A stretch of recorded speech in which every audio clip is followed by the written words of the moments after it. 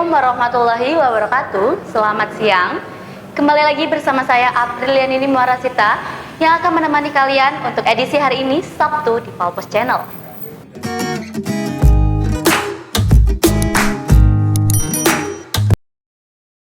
Dua pelaku aksi jambret bermotor yang meresahkan masyarakat Palembang berhasil dibekuk oleh tim Pidum dan Tekap 134 Polrestabes Palembang, pimpinan AKP Robert Pardamean Sihombing.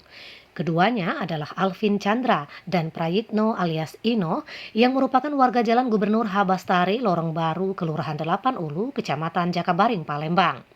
Dalam aksinya, kedua jambret bermotor ini merampas ponsel Oppo milik seorang pelajar berinisial APN, warga Sila Beranti, Kecamatan Jakabaring, Palembang, pada Selasa 20 Juli 2021 yang lalu.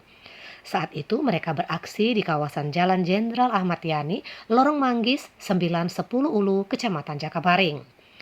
Alvin dan Ino terpaksa dihajar timah panas di kaki kanan lantaran berupaya kabur saat akan diringkus tak jauh dari rumahnya pada Rabu 25 Agustus lalu.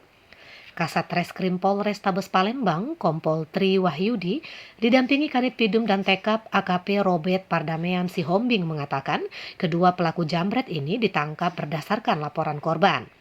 Korban mengenali salah satu pelaku yang memiliki tangan buntung. Dari sinilah pelaku berhasil dibekuk. Mizon Bule melaporkan dari Mapolres Tabes Palembang untuk Anda.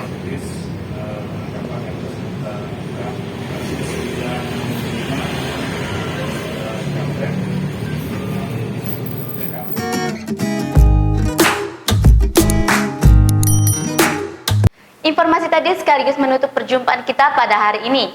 Terus nantikan informasi terbaru yang akan kami sajikan untuk Anda. Saya Aprilianini Muarasita mohon undur diri. Jangan lupa like, komen, dan subscribe Palpos Channel. Terima kasih. Wassalamualaikum warahmatullahi wabarakatuh.